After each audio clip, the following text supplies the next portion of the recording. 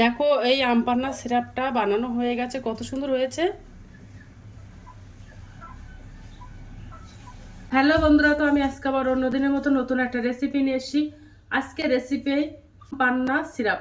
তো চলো আমি এই রেসিপিটা কিভাবে বানাই তোমরা শেষ পর্যন্ত ভিডিওটা স্কিপ না করে পাশে থেকে দেখার জন্য অনুরোধ রইল। তো চলো শুরু করি। আম পান্না বানাতে আমার এই আম লাগবে। তো দেখো আমি 5টা আম নিয়ে নিয়েছি। এই আমগুলো আমি সিদ্ধ করে নেব। আমলাবটিতে আমি জল দিয়ে দিয়েছি, এবার আমগুলো সিদ্ধ করে নেব।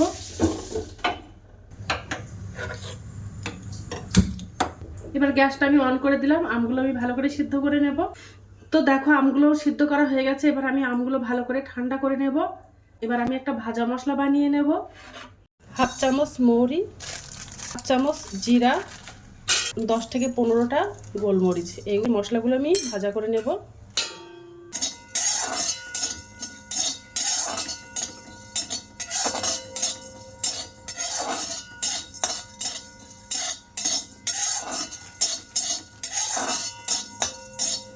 তো মশলাটা ভাজা করা হয়ে গেছে, এবার আমি গ্যাসটা অফ করে দেব। তো গ্যাসটা অফ করে দিলাম। আমি মশলাটা ঠান্ডা করে গুঁড়ো করে নেব। তো এবার আমি আমগুলো ছিলে নেব।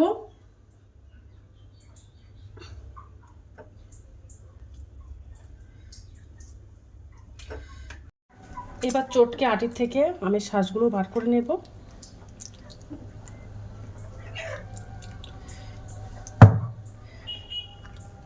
দেখো আম থেকে আমি শাঁসগুলো সব বার করে নিয়েছি। দেখো কতটা শাঁস হয়েছে আমগুলো থেকে। এবার আমি আমগুলো মিক্সার করে নেব। তার জন্য আমি একটা মিক্সার জার নিয়ে নিয়েছি। এবার যে আমের শাঁসগুলো আছে ওই আমের শাঁসগুলো মিক্সার জারের মধ্যে দিয়ে দেব। এবার আমি ওর মধ্যে একটা কাঁচা লঙ্কা, ছোট ছোট 2 টুকরো আদা আর দেব পুদিনা পাতা দিয়ে মিক্সার করে নেব। দেখো আমি একটা মিহি করে পেস্ট বানিয়ে নিয়েছি। যে আমটা আমি মিক্সার করে নিয়েছিলাম ওই কড়াইতে আমি ঢেলে দেব।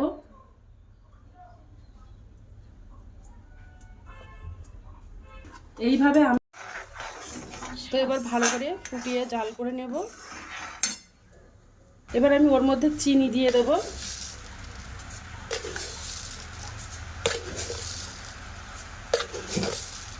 ছ চামচ চিনি দিয়ে দিলাম, দিয়ে বেশ ভালো করে জাল করে নেব।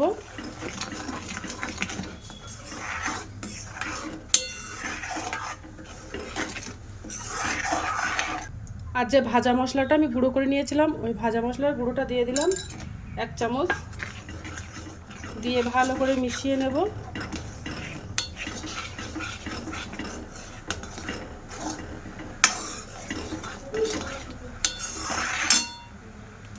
এবার আমি একটু গ্রিন কালারের ফুড কালার দিয়ে দেবো, ওটা জাস্ট দেখতে ভালো লাগার জন্য।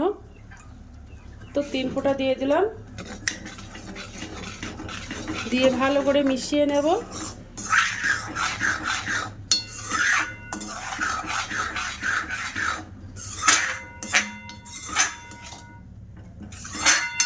তোমরা চাইলে এই ফুড কালারটাও বাদ দিয়ে দিতে পারো।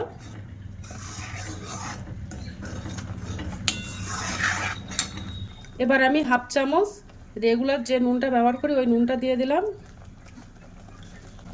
আর হাফ চামচ বিট লবণ দিয়ে দিলাম, দিয়ে ভালো করে মিশিয়ে নেব।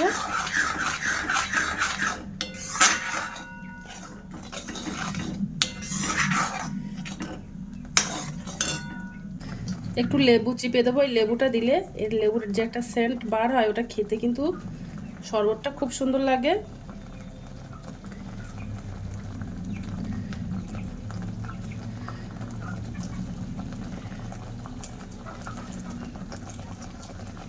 এর রসটা দিয়ে দেব।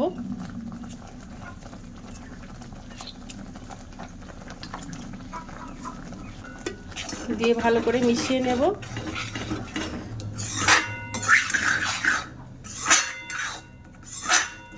এবার আমি গ্যাসটা অফ করে দেব। এই আম পান্নার সিরাপটা বানিয়ে অনেকদিন সংরক্ষণ করে রেখে দিতে পারবে, আর যখনই মনে চাইবে তখনই খেতে পারবে। ঠান্ডা জল বা আইস কিউব সহ বেশ ভালো করে মিশিয়ে খেতে পারবে। যখন সিরাপটা হেভি সুন্দর লাগে, তোমরা না খেলে বুঝতে পারবে না। তোমরা একবার হলে বাড়িতে ট্রাই করতে পারো। আম পান্না সিরাপটা আমার বানানো কমপ্লিট হয়ে গেছে।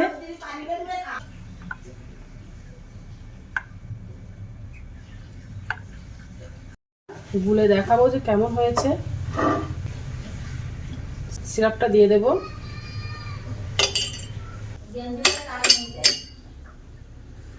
ঠান্ডা জল দিয়ে দেব।